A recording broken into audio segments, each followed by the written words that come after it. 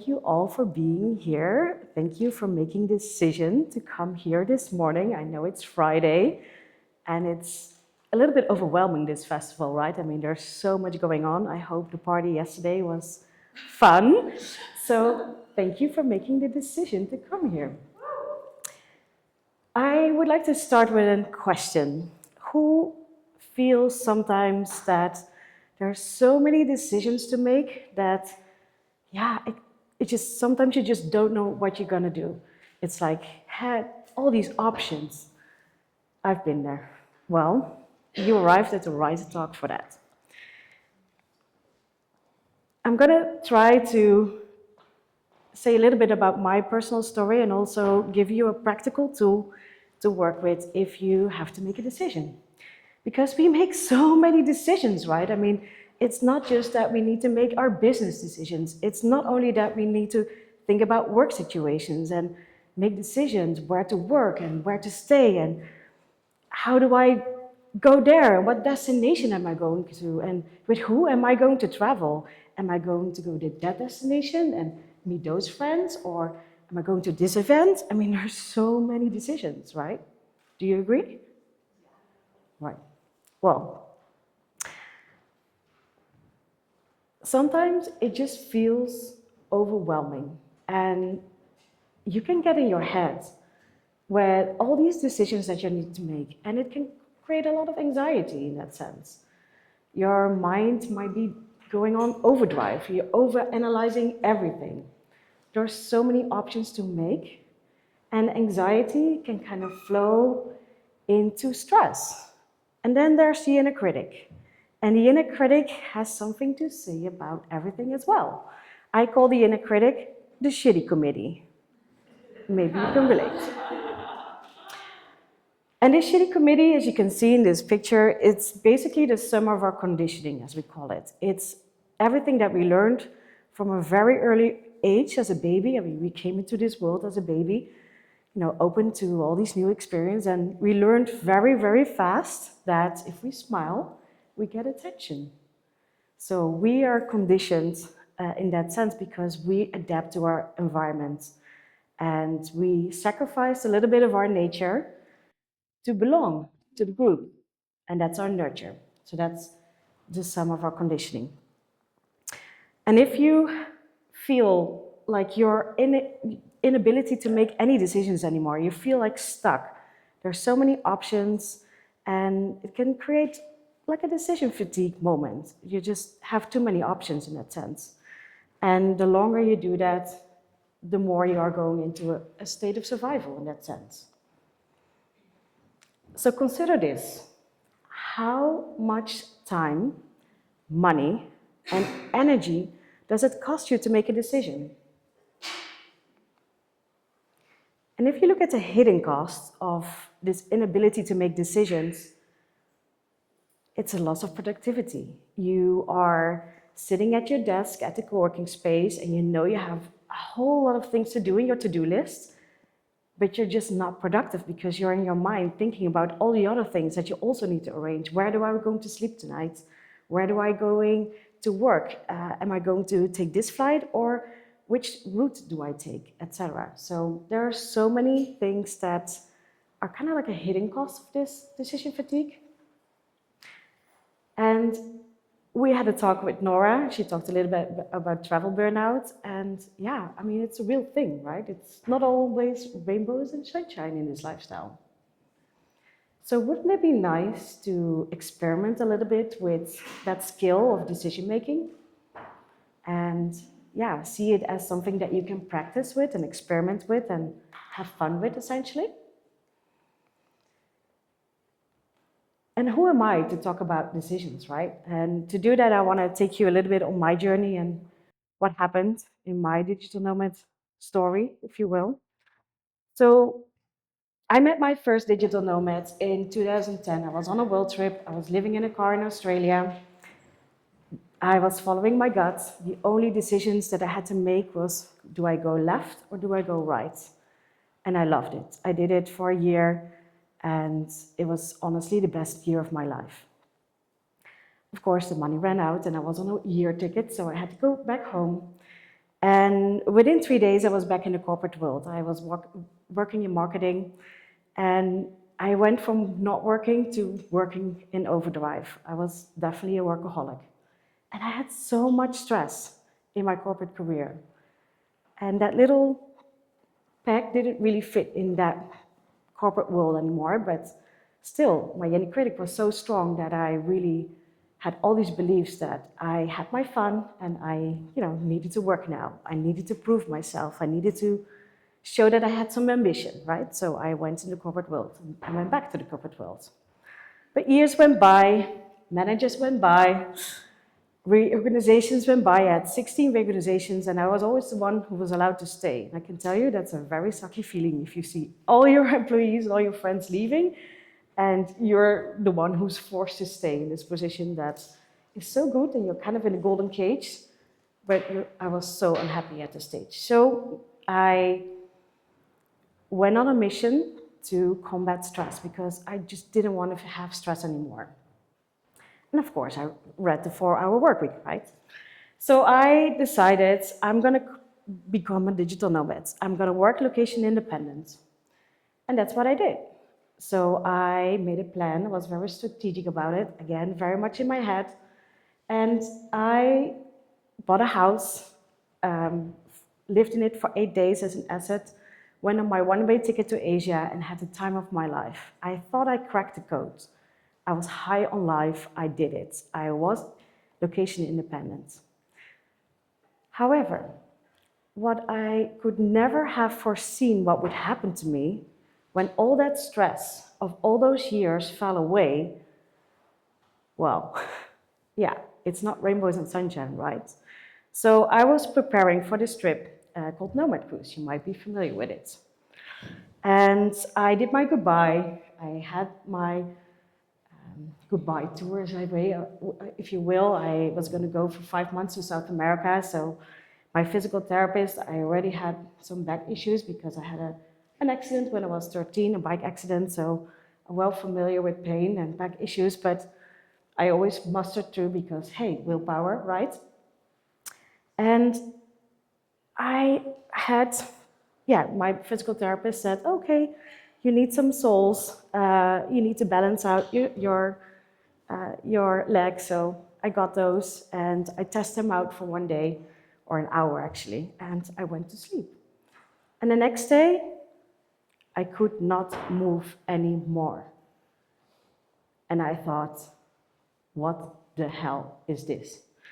So it took me about 2 hours to reach my phone, and they eventually wheeled me to the hospital and put a lot of morphine in my body. And I realized that I was going to go on a Nomad cruise in 5 days, and I was going to travel South America for 5 months, and that there was no way that I could do that. So I grabbed my phone while being pumped with morphine, and I sent 3 emails. 1 to Nomad Cruise, I'm sorry, I cannot make it. I'm officially one of those persons that could say, I literally missed the boat, right? And I sent another email to my freelance client that I've been working for, and I said, well, I'm not going to go to South America after all, so that in-person event that you want me to run in January, I'm currently in the hospital, so you can't reach me now, but call me in a couple of days and, we can talk. And the 3rd email that I sent was to my renter who's going to rent my house. And I said, I'm sorry, my trip got canceled. I need the house for myself. I'm in the hospital and I have no clue what's going on with me. And as soon as I sent those 3 emails, I relaxed. And there was a weird sense of calm. I was in a lot of pain, but there was a weird sense of calm that came over me. It's a very weird feeling. And basically my mind went into the back seat, and my body was the only decision maker at the time. And 5 years later, I still have that calm, and 5 years later, my body is still my main decision maker. My mind is there, and the inner critic is very silent now, but the body is deciding. This body is deciding the pace. It took about 2.5 years to get back on my feet. I had to learn how to walk again. Had to learn how to bike again. I had to learn how to do life again. And then I had to learn how to do travel again, because of course there was, that spark was still there, right? So I had to go to the fear. And that's my second lesson that I learned. If you live your fears, they lose the grip on you. And in this process, I mean, you can maybe imagine that this is a process. If you lose your health from one day to another, I mean, that does something to you, right? So it was not only that I had to physically get better, but also it sparked a journey of inner work and discovery. Because I had all this time, I literally could not do anything, had to lay flat for months and months on end and listen to a lot of podcasts, read books, and yeah, it was the spark of a journey. And that's how human design came on my path. Human design was a tool that really helped me with that inner work piece. The third lesson I learned is that your mind can wander to the past and mind can wander to the future, but the body is always present in the moment. And if you have pain every day, and I still have pain, the damage is done, I still have nerve damage. Pain is not fun, but it is a teacher, and it's a teacher to be very present in the moment. Because when you have pain, you cannot be up here, it's always here. So our bodies are always here. And the funny thing is that we think a lot with our brains, and we create a lot of self-imposed stress.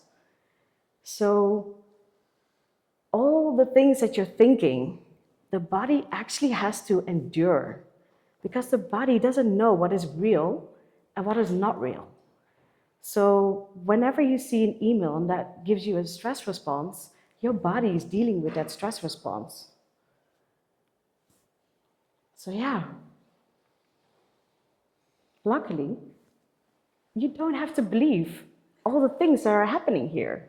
That shit committee that's telling you that you're not good enough, that shitty committee that's telling you that you can't step out of your comfort zone because that's not safe, you don't have to believe that, right? So whether you like it or not, you are too on a travel journey, and that equals a personal development journey, because life tends to bump a little bit harder into you when you're traveling. You have to face challenges. You have to do life in a different way than you learned or what's considered normal, with air quotes, right? And Nora, who spoke on Monday, she once said, I love Nora, the weight of your luggage is equally proportioned to the level of misery and discomfort on the road while traveling. And I would like to add to that, but what about the inner backpack that you're carrying? Because you can run towards something or you can run away from something, but at some point you realize that you can never run away from yourself. And then you can sit on a beach and you be in the most beautiful destination and feel like shit because there's something going on inside. So there's some tools that can help you with unpacking that inner backpack and dealing with those things that are you're feeling inside. But most of these tools are very mental, and we kind of want to deal with something that's a little bit more body-oriented. And Kirsten also named a whole lot of range of tools that you can work with, and human design is such a tool as well. Human design is a tool that looks at a calculated point in time. It looks at your birth data, so it's the birth day, birth time. Time is very important. And the location. Location is just to convert the time zone. It's basically a soup. They kind of put all this knowledge that's been passed down from generations to generations, they put it into a soup, and they mix it with new science, which is epigenetics, neutrino energy, and quantum physics. And actually, it's design of forms, because everything that lives has a design. So plants have a design, mammals, fish, birds, everything that lives has a design. But the guy who created it figured, let's start with the humans first, right? So human design is what he wrote the most about. He passed away, so yeah, we mainly call it human design now, but it's design of forms. And when you put your data in this calculation model, I mean, I can do it also by hand, but it takes 3 days, so please use the software because that saves a lot of time. It gives you a map, and that maps tell you something about your behavior, about why you do what you do, about how you operate. It's like an operating manual. It's telling you something about your your nature. And then you have your nurture, which is your conditioning. And you can use it to gain more self-awareness. It can give you validation. It can also give you a language to describe to others how you operate. So you can actually work together in that way. And remember that the map is never the territory, right? I mean, you can do whatever you want. It's a tool. It's not something you have to do. It's not a label. But I found it really helpful to help tame the inner critic and learn to listen to your body, because it's not easy to do that. I got shocked into it. I had no choice. But the process is not easy. It takes work. It's not a quick fix. So I don't want to go fully into what the system is. I just want to give you the gist of the gist and the essence of the essence. And I just wanted to tell a little bit about what it did for me. So I sleep better because I no longer worry about the decisions once I made it. So all that worrying about, did I make the right decision? It's gone. I'm more productive because I don't have my shitty committee commenting on everything that I do. And I learned to listen to my body also in every aspect of my business. And human design is about tapping into that wisdom of the body. The body has so much wisdom, but we just never learn how to listen to it, right? We never learn how to deal with it. And the mind is useful. I mean, it's there. It's very useful to calculate and gather and store all the data and compare and do all these things. But it's not the mind that decides anymore. It's the body. The body is the decision maker. And based on your wiring, you can see that in your charts, you all have a personal preference, if you will, personal key that can help you make decisions with your body. And again, this is an experiment, right? So whenever you face that you have a decision to make, the first step in learning how to really make a decision with your mind and your body is all about, do you have to make a decision right now? Do you have to make a decision? Do you have to make a decision?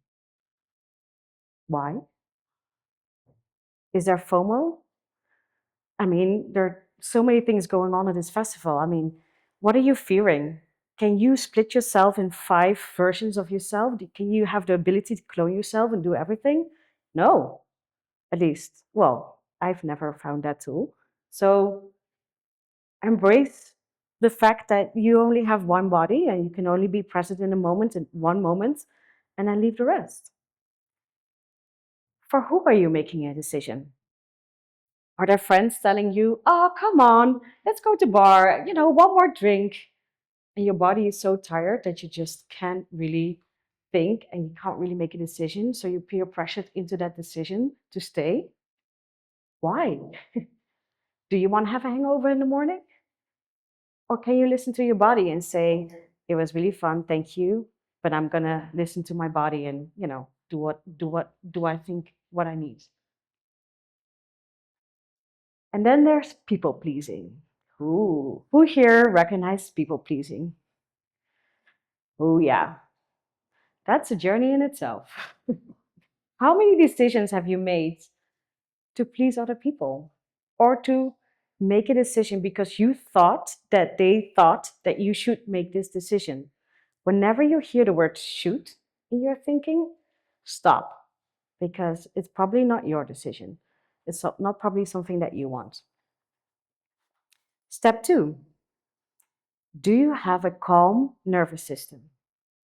And if you don't know how you can regulate that, breathing, I mean, Dominic did a whole lot of breathing in the morning. Breathing is our tool to regulate our nervous system. Another tool that can help you go from here to here is if you have your hand, make a very slow 8, like super slow.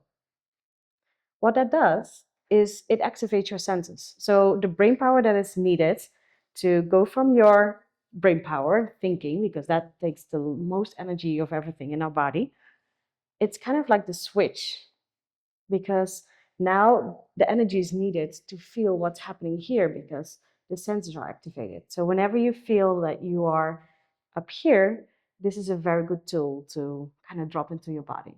And you can do that very, you can do it. Nobody's gonna see that. So it's a good tool to have. Do you need to make a decision in a very overstimulated environment, right? I mean, when there's music blaring, etc. Remember that Nora talked about that bridge? She was almost in that travel burnout stage, and then she was just so overpowered. Well, that's probably not the best place to make a decision, right? So can you reduce the stimuli around you? Can you find a calm space so you can center yourself and ground yourself? And remember that rest is an active state of being. The third step, and I only have 3 minutes left, is do you know your human design personal decision making tool? So, based on those 9 centers, there is a hierarchy, and you will see inner authority. So, about 47% of you, plus all your travel friends, will have an emotional decision making tool. And what these people need, and if you have that, what you need, is time. And it's time to gain the perspectives to make a decision. So you're in your up wave and you see the situation from that vantage point. And then you're in your down wave and you see the same situation but from a different vantage point. And then you're in your up wave again. By creating time, that is the key. So tell your friends, I love this idea, I will get back to you, I'm going to sleep on it. Sacral beings, hello, I'm a sacral being too. We work differently. We can make very quick decisions, the same with splenic. So we use our gut feeling, and it can talk to us. And you can actually learn how to talk with your gut feeling.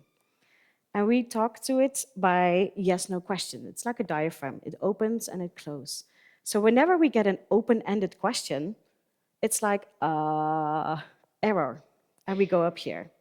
So if you ask your friends, again, they're very helpful in this process, can you rephrase the question so it's a yes-no question? And then you will feel it. If you have sacral friends in your environment, give them options. Do you want to eat pizza tonight or do you want salad? And you will get an answer. Do you want fish? Do you want meat? And these questions help in the decision-making process. Then we have our splenic people. And it's quite hard for them because they need to learn to their intuition, but this is his tiny little voice. And this tiny little voice whispers only once. And that's it, and it's gone. It's always in the moment. And the mind is very quick to kind of doubt that because, hey, inner critic, it's pretty strong. And then we have some other tools.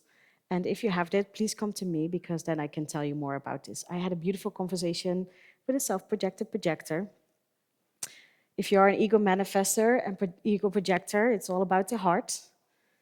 And then we have our mental projectors. And our mental projectors, yeah, it's really hard to get into their body because they're up here and they need to soundboard. The thing with soundboarding, though, is that people tend to give advice if you talk. So you need to warn them and say, I just need to talk this out, but please don't give me advice, just listen. And then we have our reflector. And, she has a very different way of decision making. She is one of the types that is following the pattern of the moon, while all the other 98% follows the pattern of the sun. So I have 10 seconds left. The 3 things that I want you to walk away with. A calm nervous system is the key to make decisions. So rest and self-care will help you. Tame your inner critic. Human design can do that. And your body holds the wisdom, and if you can tap into that, then that will give you a lot of tools to work with. And that's it.